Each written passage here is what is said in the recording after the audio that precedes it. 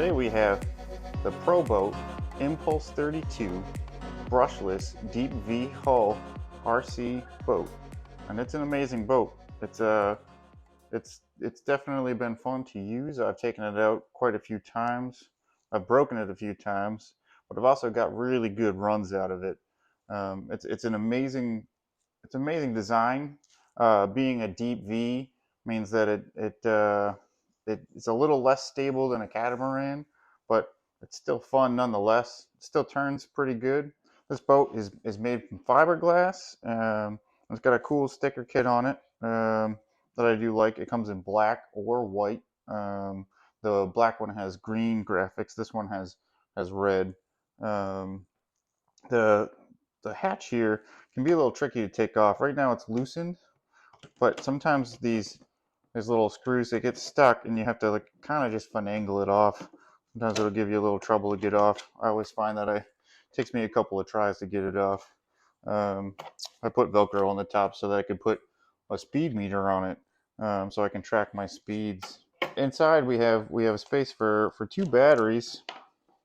We've got the battery trays, which you can move the batteries up towards the front or towards the back, based on where you want your center of gravity to be, which in a boat can make a lot of difference in terms of going fast or stability, or maintaining your turning. There's a lot of features on this boat that I've just recently, sort of learned and kind of started messing with myself, in terms of like tuning, because there's plenty of tuning that can be done on a boat to change its performance.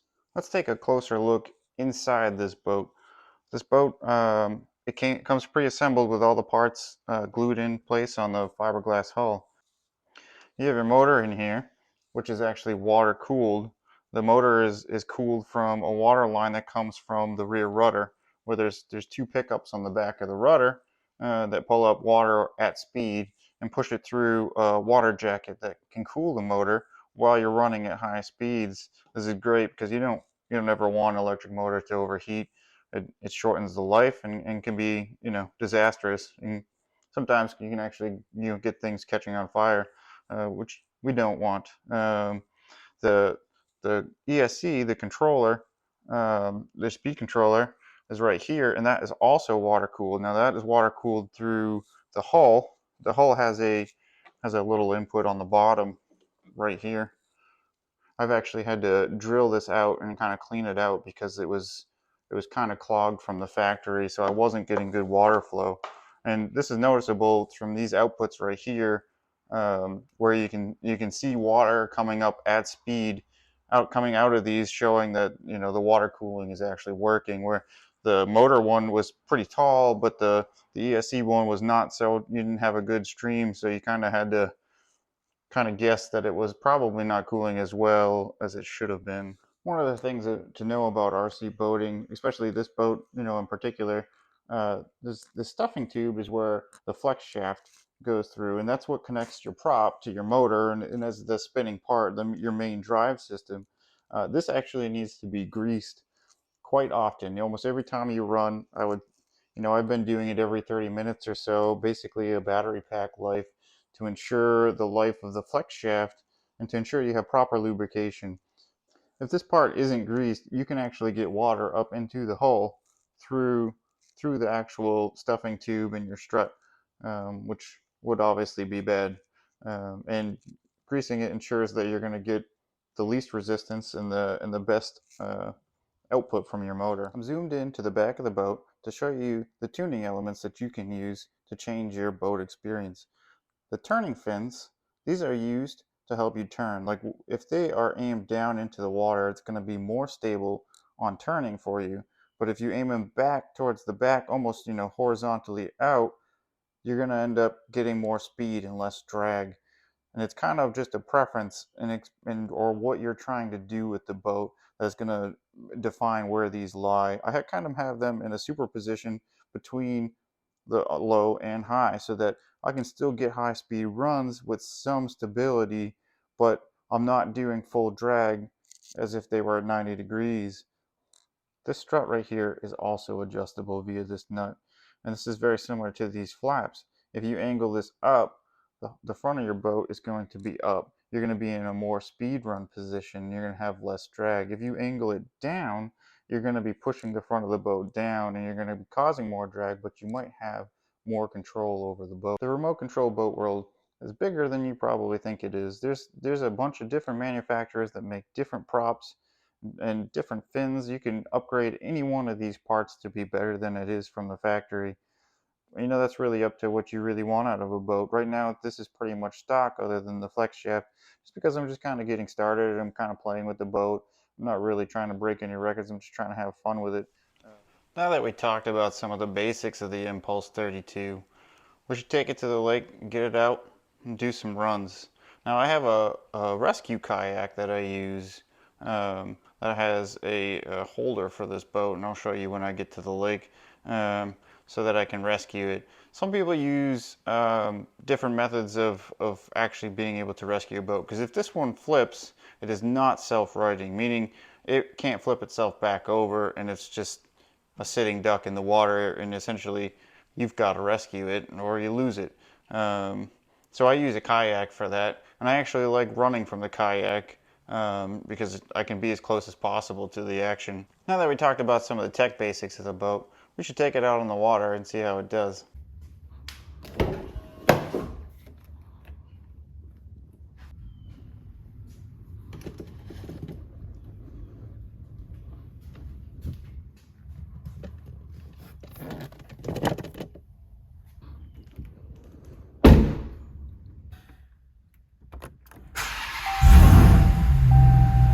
So we're at the lake today.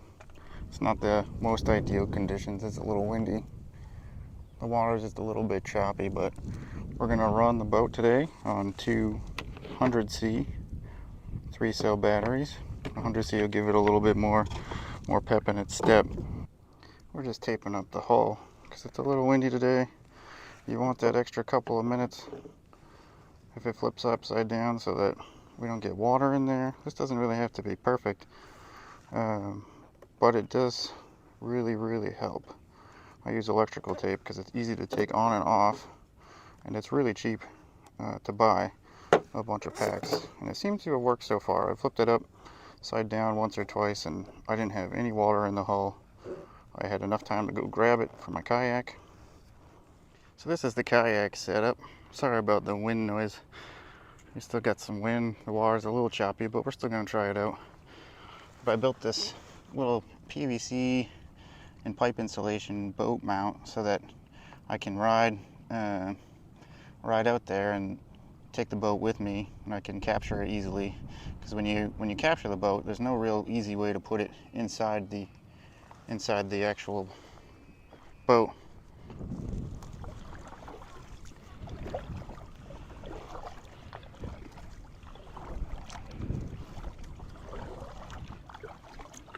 Let's paddle out to the middle here.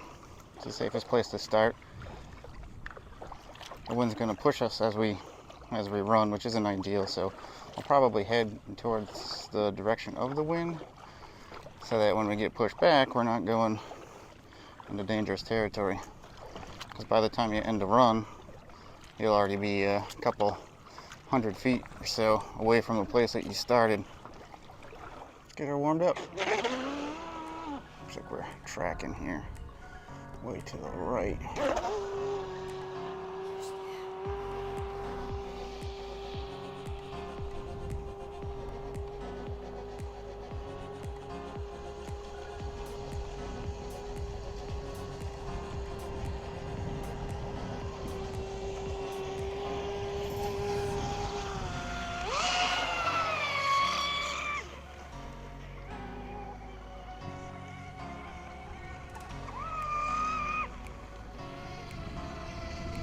It's running pretty good, even though the water's a little rough.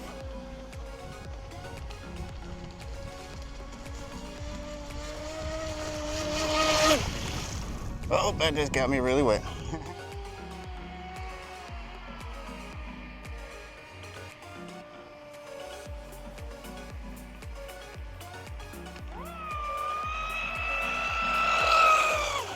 That was a nice one.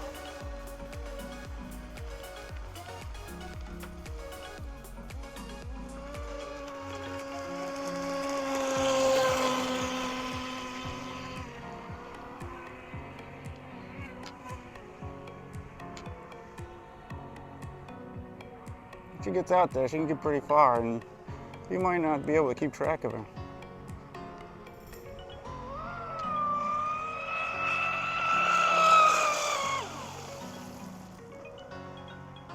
She's probably doing about high 50s right now in this water. I have my GPS in there, but I can't check it while I'm filming.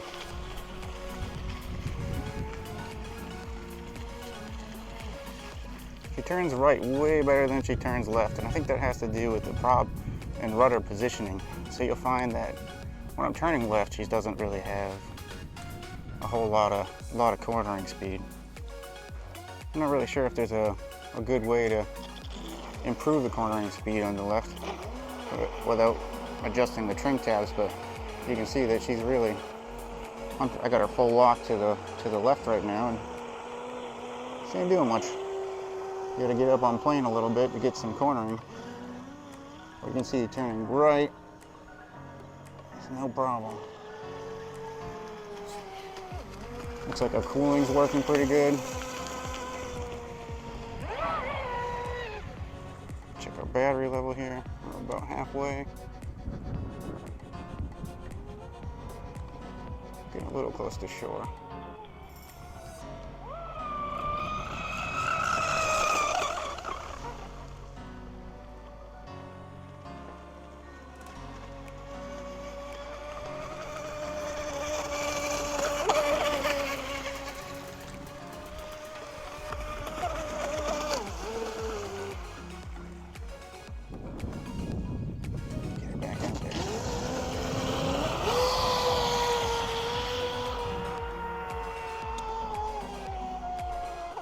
Once she gets on plane, she turns fine, but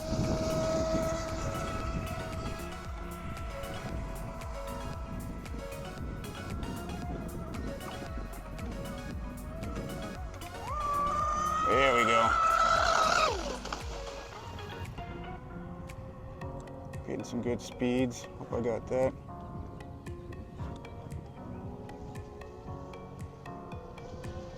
We're doing on battery. We're almost out of battery, so we can probably get one more pass with her. She's hopping quite a bit on the waves. Don't want to kill the battery packs all the way. Not good for the batteries. Oh yeah, doing good.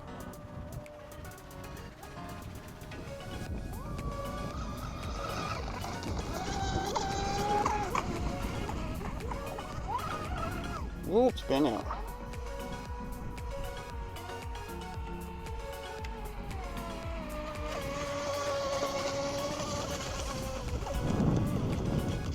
Bring her on in, check battery life here. There's some people fishing out there, so always keep aware.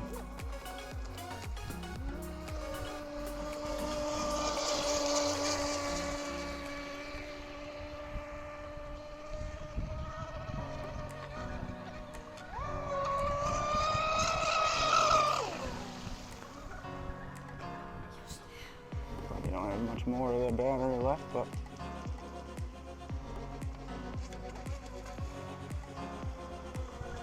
check. Yeah, these smart batteries, they'll tell you the battery level, which is critical to knowing when you're gonna run out. Because if you run out of batteries way towards the end of your run and you're nowhere near the boat, that would be bad. So you want to bring it in way before that. Oh, she's getting some air. Probably should have let off the throttle slower there. It's not good to just kill throttle.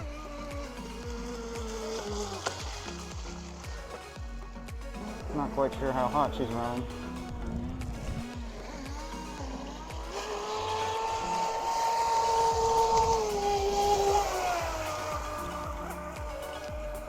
She's a heavy boat, even though it's a wavy. Doing pretty good.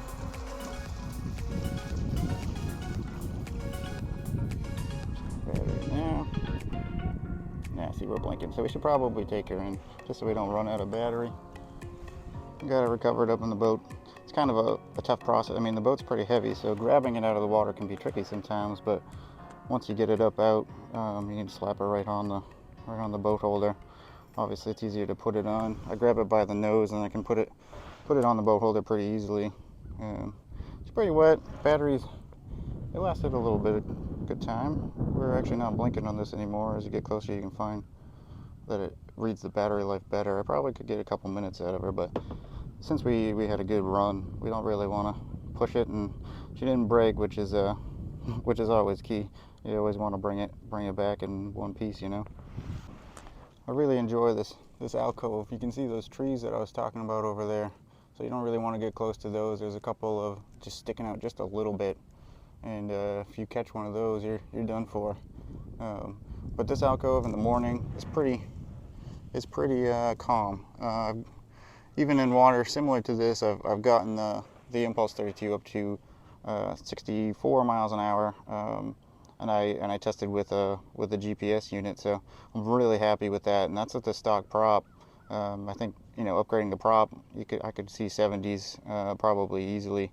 But then you got to, you know, take into consideration all the things that could be an issue, like the temperatures, so battery temperatures, ESC temperatures, and also your motor temperature. So there's always a risk involved, but it's always really fun. It's always fun to try to do speed runs, just because it's super impressive. But you got to remember, it's really hard on the boat. And if it's wavy like this, you know, you could damage things. You could send it flying, or you could crack the fiberglass. I like coming out in the morning because there's less people out here. This lake gets pretty busy. It's actually a really big lake, and this is just a tiny alcove in the lake. So there's so much more.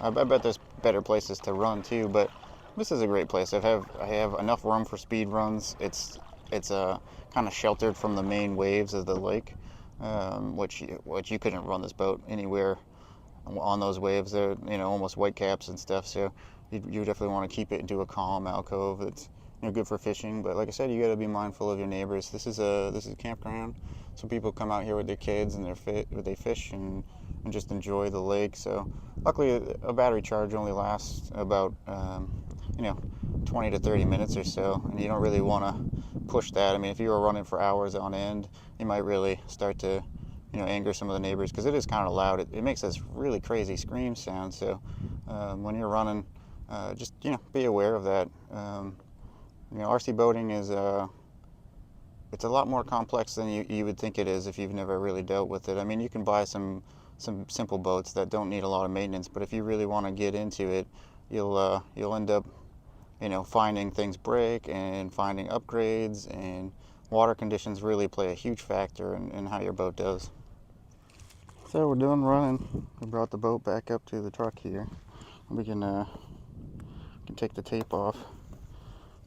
We did have one flip over that I didn't catch on camera, which I wish I was filming, but to show you guys that, but it didn't happen.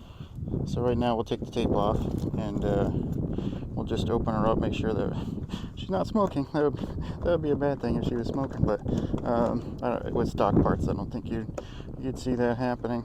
But she ran good.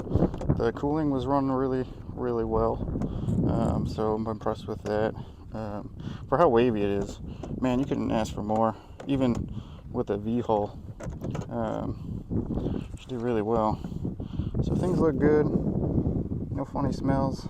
You can touch the engine. It's not the motor there. It's doesn't really have heat to it. The ESC is touchable. We've been done running for a couple of minutes, but it's really good to see it nice and cool. Batteries are cool. Our prop is still on there. You usually sling a lot of grease out of there, so we'll end up taking it apart and re-greasing everything to make sure that we're ready for the next run. It's always good practice to unplug your batteries after a run and remove them from their case and put them in a lipo bag. You don't want any issues with battery, especially putting them in a warmer vehicle after running is not a great idea. So we'll take them out, put them in the lipo bag, make sure that it's safe. Check the hole for any water. Looks like we're really dry here, which is great. And then dry her off with a towel. One thing to keep in mind is after you're running, keep the top off, the hatch, to make sure that you're that it can dry out. Otherwise you get mold, or it can get really stinky in there and ruin the components. So you don't really want to do that. You know, keep it on, and next time you open it up, you get a surprise. Let's slap her in the truck and give it high here. It was a good day run. It's a good day when things don't break. Then you have to wait for parts. So it's always nice to leave the lake in a good mood. That's why sometimes if you got a little battery left, maybe just call it a day, especially if you haven't had any incidents. Otherwise, you know, you could end up breaking it. I think I've done that before. You go 5 more minutes and afterwards you're like, shouldn't have done that. Broke something. Well, we're back at the garage after a pretty successful day running at the lake. I think the boat did really good considering that the water was kind of rough. We did have one flip over, a couple of spin outs, but you know, all things considered, I'm really happy with it. If you're looking to get into RC boating, I really encourage it. I think it's a really fun hobby to get into. And the resources out there are amazing. You know, YouTube and forums and things like that. There's a lot that you can learn. I would say do your homework and research what kind of boat that you want and what you're wanting to get out of it, because you know, different boats will do different things. And you know, you can buy pool boats and you can buy, you know, competition level boats. This is kind of just a medium level kind of fun boat, and I really enjoy it. So I highly encourage you to look into it if it's something that you think that you would like, and you got a lake near you. It's a great way to spend time. Now that we're done running, I'm going to re-grease this boat and get it ready for the next run, whenever that may be. It's always a good idea to let it dry out and make sure things are greased up afterwards and cleaned up. That way the boat stays in tip-top shape for your next run. Thanks for watching, and if there's any questions that you might have, I'll try to help answer them, or at least try to point you in some direction that may help you out. Take care.